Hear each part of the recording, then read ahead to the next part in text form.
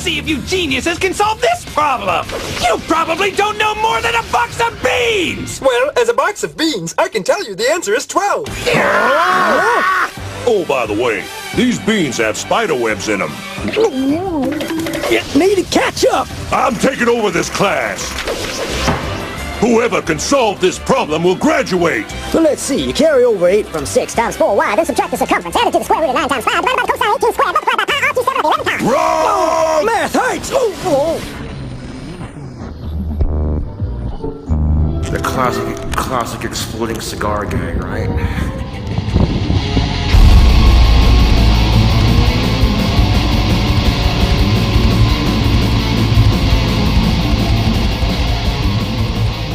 Greetings, Internet. It's RFI episode 59. You already know, Toops. And this week I wasn't quite sure what to talk about.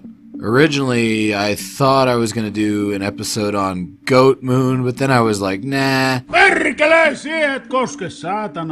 Oh, calm down, little Finnish feller. We're going to do a Goat Moon episode eventually. Don't you worry. But this week, it's very cold out here. It's very icy. And I feel like covering a band from Norway that are so black metal, their lead songwriter froze to death while hiking in the Norwegian mountains, resulting in the band's premature termination. Definitely cold enough to freeze some Asperger's out, YouTube. Now that's edgy as fuck. We, of course, are going to be talking about Windir, the original Sogna metal black metal band. They have their own genre because they're that dank. Actually, it's because they speak a different dialect of Norwegian known as Sognamal, as opposed to the more standard Bokmål or the absolutely heretical Neo-Norsk. Fuck that shit. But yeah, you might say they're a little full of themselves, coming up with their own genre just because of some dialect they speak. But rest assured, these guys are unique enough to actually claim to have pushed the black metal genre very far forward, and I can't see bands like Moonsorrow really existing at all in their current form if it wasn't for the influence of Windir.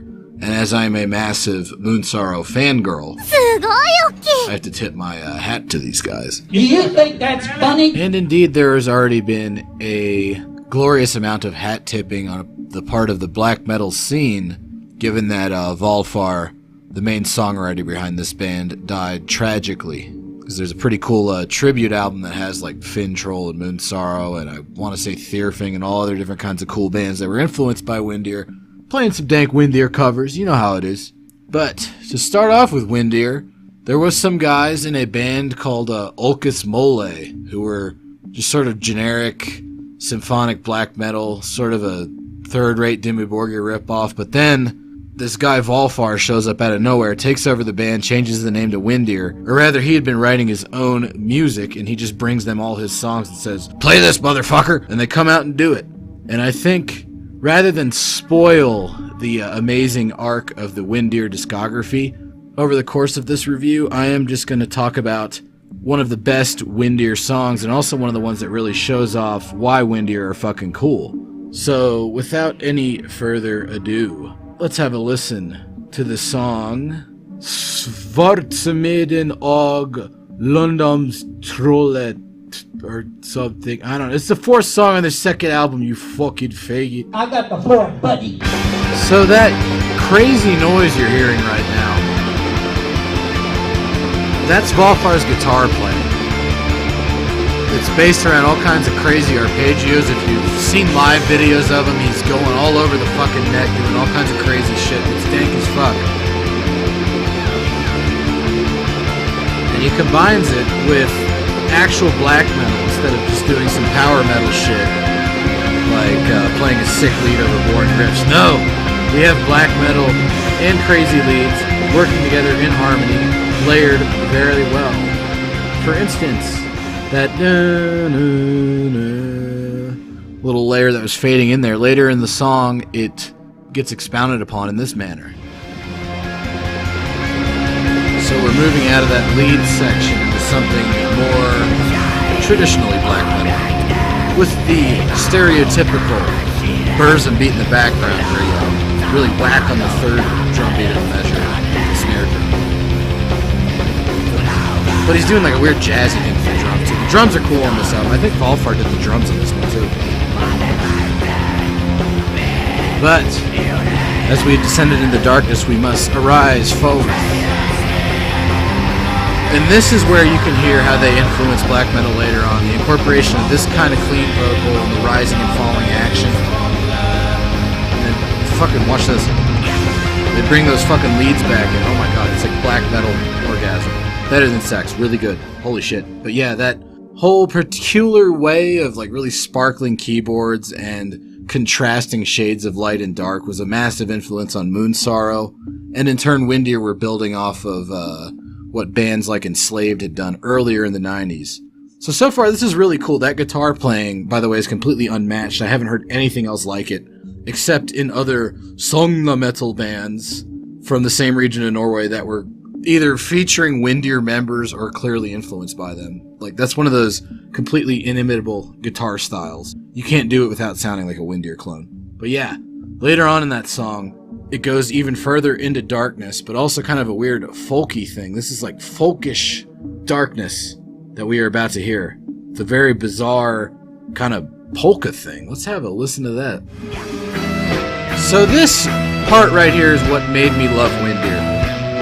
Because you have the lead guitar doing this weird sort of like reggae strum, and then the rhythm guitars blasting out this descending sinister chord progression, and it comes together as this weird polka, and then watch what happens when they double time that shit, motherfucker. Billy Blanks! I can't even intelligently comment on how awesome this is. It's so cool. And then watch how they come out of it.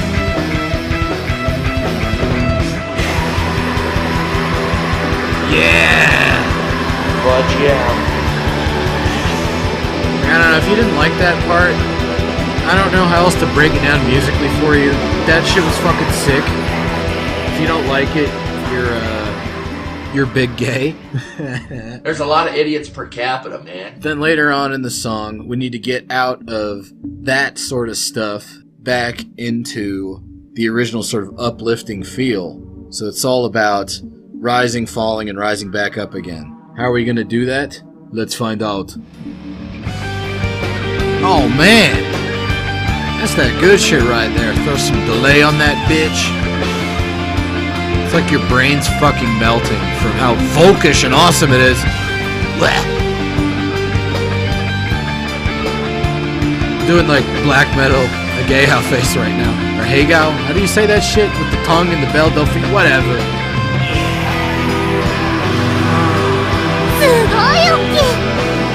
Speaking of black metal, a heygow face, that little transition at the end might have made a little oopsie in my pants on that one. Whoops. Oh my, how lewd.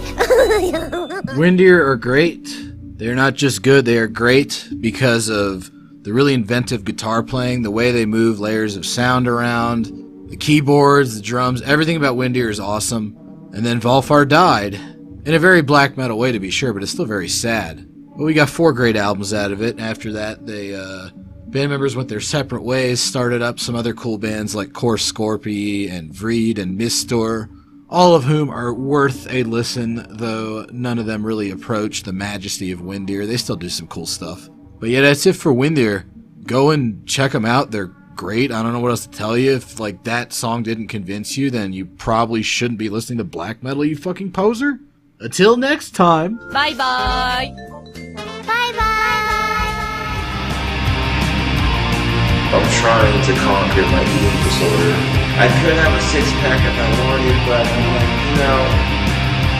But yo, this cream cigarillo is swinging tubes. But yeah, fuck a smuggler.